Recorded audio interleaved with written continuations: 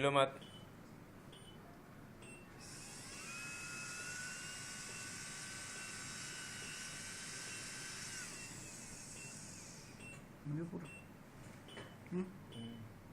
तो ऐसे करो, ऊपर से ऊपर नहीं है, ऊपर ठीक है।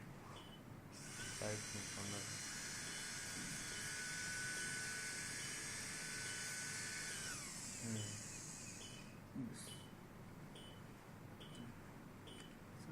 कैसे बट करे अब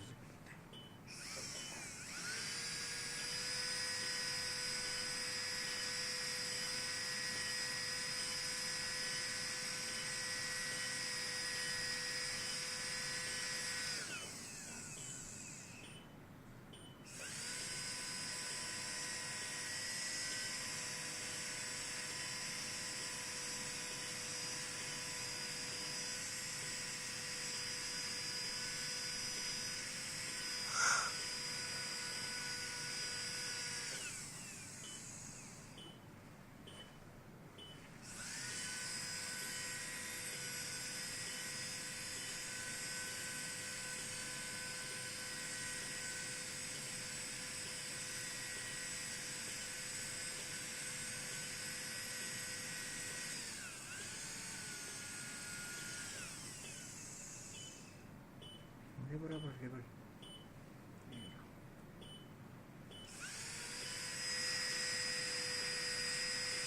आग बंद रखना है। हाँ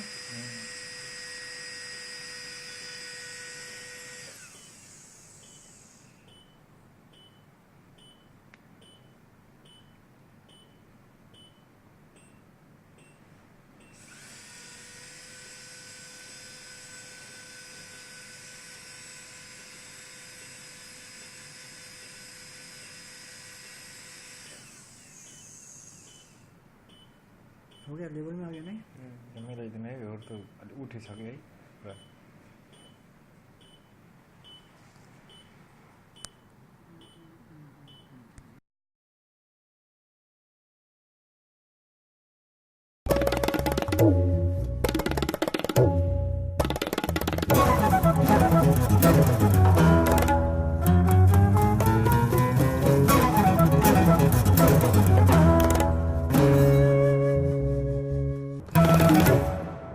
नमस्कार, आधी आबादी बात नारी की में आप सभी का एक बार फिर से स्वागत है। मैं हूं गायत्री शर्मा। आप सभी का एक बार फिर से स्वागत है। मैं हूं गायत्री शर्मा।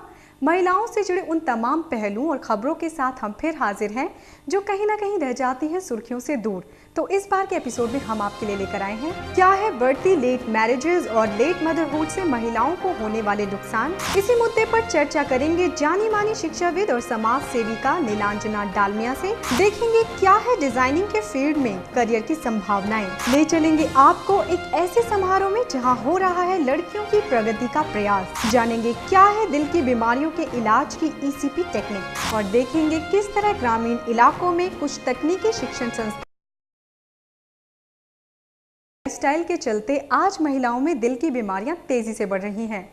ECP टेक्निक्स के जरिए कई चिकित्सा संस्थान किस तरह लोगों को इन बीमारियों से दिला रहे हैं निजात, इसी पर प्रस्तुत है हमारी ये विशेष रिपोर्ट।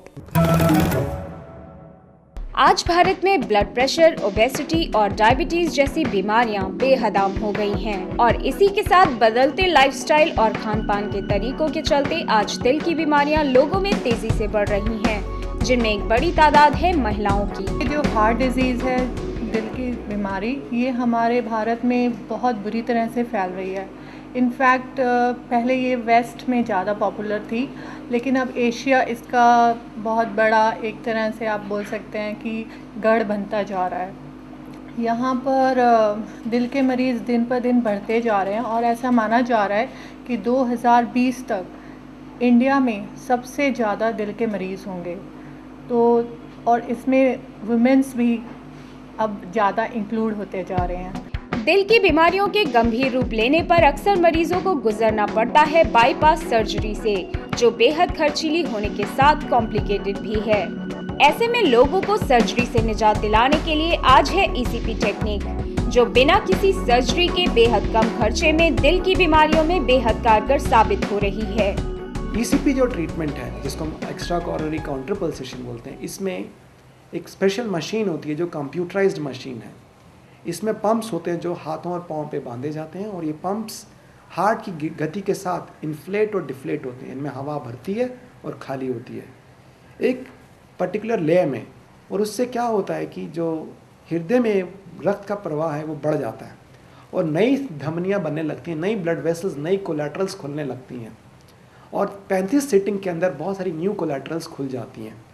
दूसरी बात, हृदय की जो क्षमता है, पंपिंग क्षमता है, वो बढ़ जाती है। इसको हम बोलते हैं इजेक्शन फ्रैक्शन, 10 से 15% बढ़ जाता है इस ट्रीटमेंट के बाद। ECP उन पेशेंट्स के लिए हम कह सकते हैं एक वरदान जिसे आप कहेंगे। क्यों? क्योंकि जिन पेशेंट्स का बाईपास हम कर चुके हैं या जिन पेशेंट की एंजियोप्लास्टी हो चुकी है, उसके बाद अगर हम लोग कहें कि आज पेशेंट को फिर दोबारा से प्रॉब्लम है, क्योंकि जो एक बहुत बड़ा एक ग्रुप इस तरह से निकलता आ रहा है, जिन लोगों की 8 साल 10 साल पहले बाईपास हो चुकी है, उसके बाद जिन लोगों को देखा जाए कि फिर दोबारा से रिकरेंस हो रही है, उन लोगों में, या जो लोग फाइनेंशियली इस तरह से स्टेबल नहीं है कि वो बाईपास के लिए 2 लाख 3 लाख रुपए खर्च कर सकें, या अगर किसी को एंजियोप्लास्टी की अगर बात करते हैं तो 2 लाख 2.25 लाख रुपए मिनिमम एक अमाउंट है जिन लोगों को पे करना है, तो उन लोगों के लिए ECP एक बहुत ही इकोनॉमिकल और बहुत सेफ ट्रीटमेंट है। पिछले साल फिर मुझे दोबारा बाईपास करने के लिए रिफ्यूज़ कर दिया था डॉक्टरों ने, being a diabetic patient from 34 years. तो कहते कि आपकी ये बॉडी कंडीशन ऐसी नहीं है कि दोबारा बाईपास होगा, इसलिए उन्होंने ये ECP प्रिस्क्राइब की थी। एडमिट हुई, उन्होंने एंजियोग्राफी करी मेरी, उन्होंने ऑपरेशन के लिए बोला था। हम 8 दिन के लिए घर आए कि एक 8 दिन के लिए हमें घर भेजें। उधर से आने के बाद मैं इनके पास आई, इधर मेरे को फ़ायदा हुआ, मेरा कोर्स पूरा। ECP की इस एडवांस टेक्निक में बेहद कम समय में इलाज के साथ ही मरीज की डाइट कंट्रोलिंग और फिजियोथेरेपी के जरिए एक्सरसाइज जैसी चीजों को भी शामिल किया जाता है। इसके साथ आम लोगों में ECP की अवेयरनेस के लिए आगे आ रहे हैं कुछ डॉक्टर्स। और जो हार्ट डिजीज़ होती हैं, ये मतलब लाइफस्टाइल की वजह से ही आती हैं पेशेंट की, तो इसलिए हमें उसको मॉडिफाई करना पड़ता है। बाकी जो उसकी और रिलेटेड प्रॉब्लम्स हैं उन्हें, और पेशेंट का जब एक पेशेंट हार्ट डिजीज़ का होता है तो पेशेंट को और भी बहुत सारी प्रॉब्लम होती है। पेशेंट का एक्सरसाइज टॉलरेंस डिक्रीज़ हो जाता है, पेशेंट का स्टेमिना डिक्रीज़ हो जाता है, पेशेंट चलने से डरता है। तो यहाँ हम उसका वही सब चीज़ें पेशेंट को सिखाते हैं कि उसे कितना चलना है, कब चलना है, उसकी कौन कौन सी एक्सरसाइजेज रहेंगी। यहाँ पे तो फूड हैबिट सबकी बहुत ही ख़राब है, और देसी खाना, बहुत ऑयली खाना, कोलेस्ट्रॉल हाई लेवल वाला खाना, यहाँ मतलब कि बेसिक डाइट ही यही है। तो सबसे पहले तो हम ये देखते हैं कि जो पेशेंट आ रहा है वो किस टाइप की डाइट ले रहा है, उसका डाइटरी रिकॉल लेते हैं। फिर उसके बाद हम उसके अकॉर्डिंग, उसकी फूड हैबिट के अकॉर्डिंग, उसके कल्चर के अकॉर्डिंग वो क्या चीज़ें ले सकता है, क्या नहीं ले सकता, उसके अकॉर्डिंग हम उसकी डाइट को चेंज करते हैं। आज ECP हार्ट पेशेंट्स के लिए एक सस्ता और अच्छा इलाज साबित हो रहा है, पर अगर आप लाइफस्टाइल से होने वाली इस जानलेवा डिजीज से छुटकारा पाना चाहते हैं तो अपना और अपनी सेहत का ख्याल जरूर रखें। तो ये थी बात सेहत।